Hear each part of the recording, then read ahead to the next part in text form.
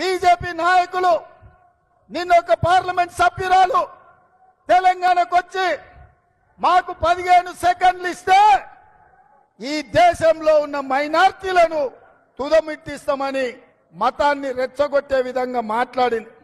నేను అడుగుతున్న తెలంగాణ సమాజాన్ని, పౌర హక్కులను, పౌర సమాజం, ప్రజల యొక్క హక్కుల కోసం కొట్లాడే వాళ్ళు, మాట్లాడే వాళ్ళు జాగ్రత్తతో ఆలోచన చేయాలి.